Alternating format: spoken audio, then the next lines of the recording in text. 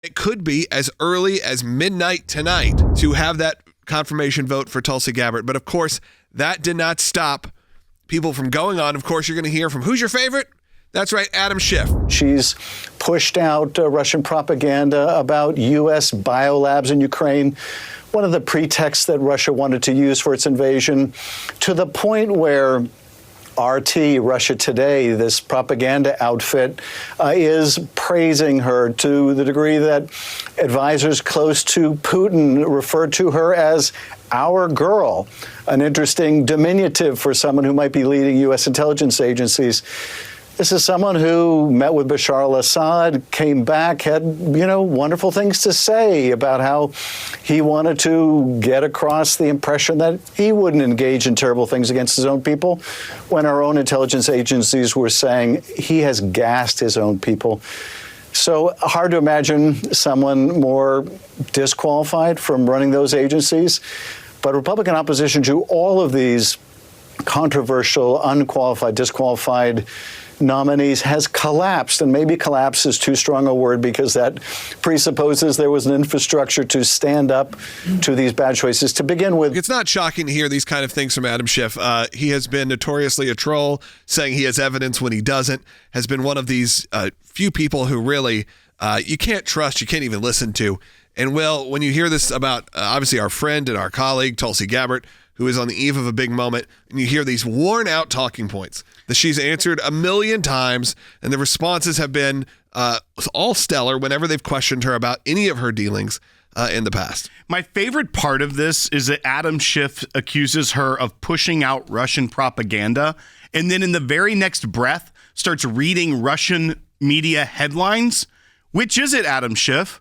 Is state media from Russia propaganda and misinformation, or is it something to be believed? Because you're saying Tulsi does that, but then you read Russian media and say we should take it at face value. Yeah, it's very confusing. Which one is it? Make no mistake, Ms. Gabbard is entitled to her own personal opinions.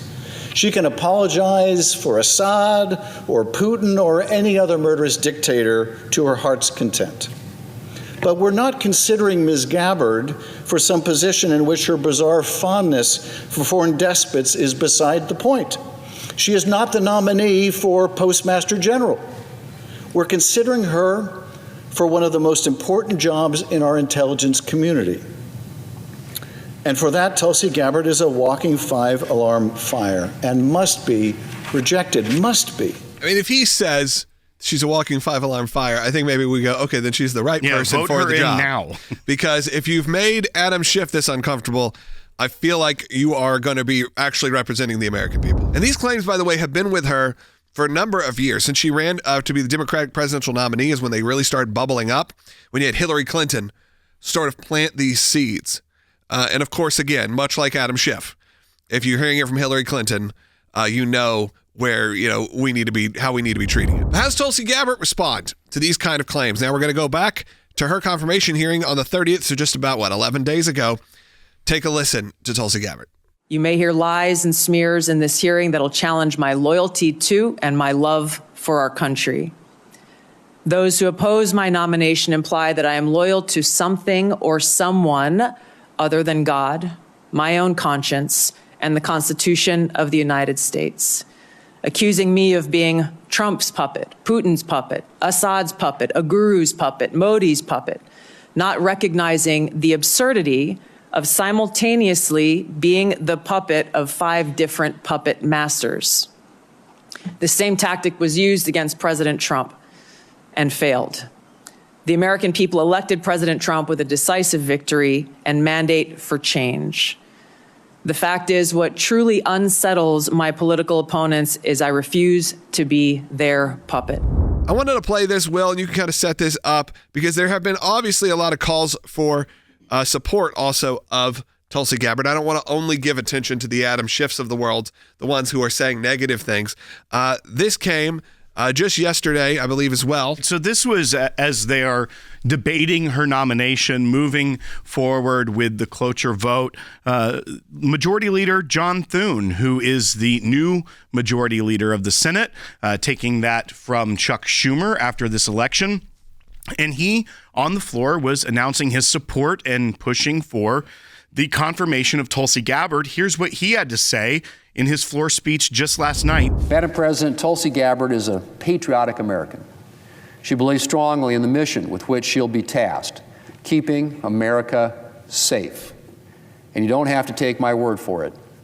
Take it from Americans who have served alongside Ms. Gabbard during her 22 years in uniform, from the people who have put their lives in her hands. As one wrote, and I quote, "Her exceptional qualifications, coupled with a proven track record of leadership and unwavering commitment to safeguarding our national interests, render her the unequivocal choice for this critical position," end quote.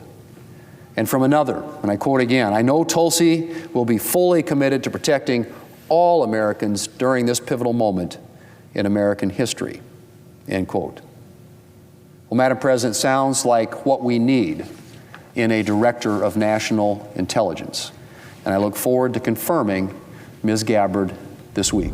I think our support for Tulsi speaks to our willingness on the right and for conservatives to embrace different people and ideas. I mean, obviously she's a former Democrat, but she saw an opportunity in her life to put her values and country first and work with Republicans for the greater good. And she was ostracized by the left, by her party, for it. I truly don't understand why that is. I think that's true. I think there's especially with this version of the Republican Party and of conservatives, there is that willingness to work with people who you may have some differences, but you do have a similar core belief structure. And I think what people liked about Tulsi Gabbard, even when she came on this show, and when she started coming on this show, she was just leaving the Democratic Party, may have still technically been a Democrat, became an independent, wrote her book, and then obviously later on became a Republican. But during that period of time, people just liked the refreshing feeling that she was at least being honest and she was saying what she believed. She wasn't towing a line.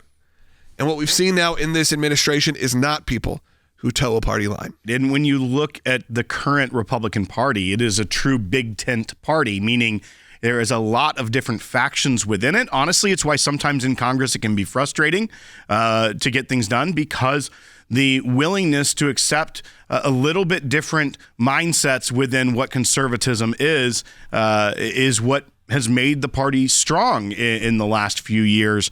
But also to that point is that it shows how far left and the Democrat Party had become. And they always like to talk about Trump being an authoritarian, but no one runs their party with more of an iron fist than the DNC. If you step out of line with approved leftist talking points, even just a little, they will send Hillary Clinton out there to call you a Russian asset, and living proof of that is Tulsi Gabbard.